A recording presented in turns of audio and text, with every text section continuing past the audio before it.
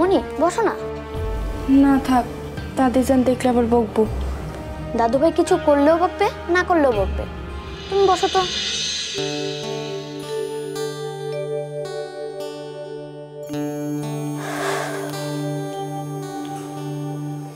জানো মনি, আমার না এ বাসায় থাকতে আর ভালো লাগে না।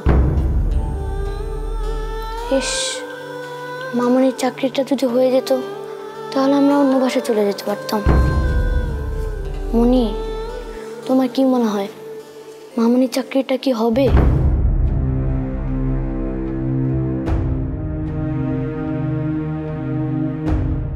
এটা কি আপনার জীবনের প্রথম ইন্টারভিউ?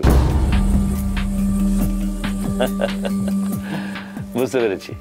নিন পানি খান।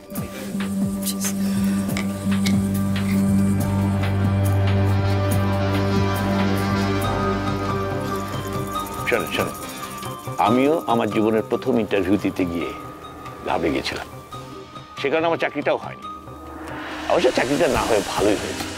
আমি এখন একটা কোম্পানির মালিক হয়ে গেছি।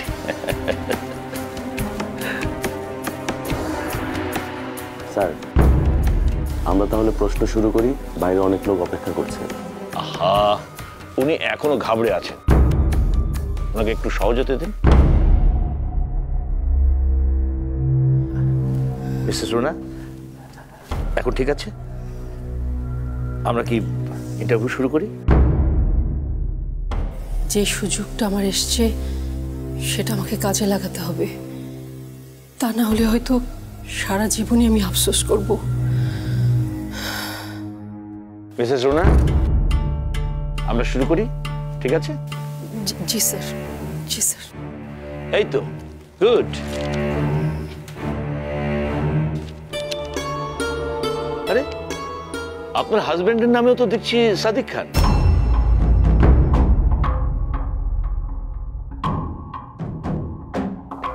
সিভিটা দেখেন।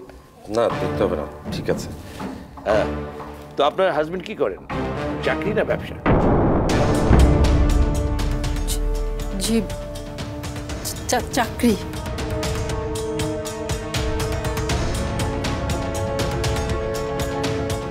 আপনার হাজবেন্ড চাকরি করেন, আপনিও চলে এসেছেন চাকরি করতে, তাহলে আপনার সংসার সামলাবে কি?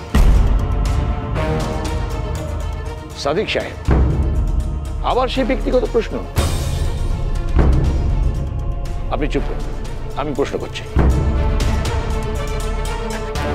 মিসেস রুনা, আপনার তো লেখাপড়া অনেক আগেই শেষ, তা আপনি এর আগে চাকরির চেষ্টা করেননি কেন? আসলে স্যার,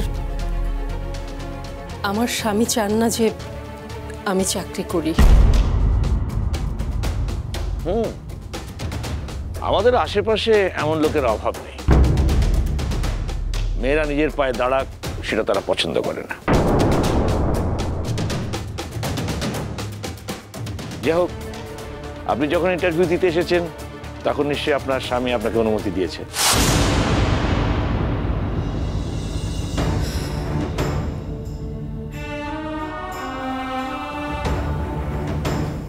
না স্যার,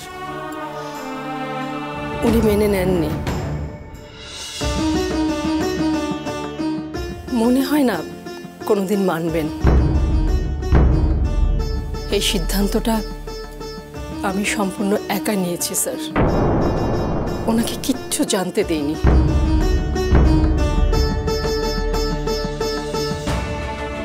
একা একা সিদ্ধান্ত নিতে শিখে গিয়েছো, বাহ, খুব স্মার্ট হয়ে গেছো। আপনার কিছু বলার আছে? না, আমি জানতে চাচ্ছি, ধরুন আপনার চাকরিটা হলো, চাকরি আর সংসার একসাথে সামাল দিতে পারবেন কি?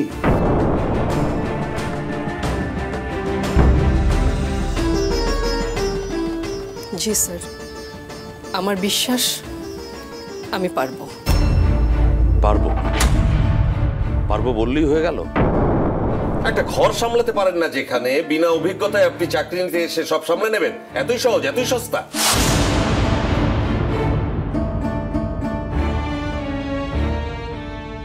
নিয়োগ বিজ্ঞপ্তিতে লেখা ছিল অনভিজ্ঞরাও আবেদন করতে পারবে, তাই আবেদন করার সাহস করেছি।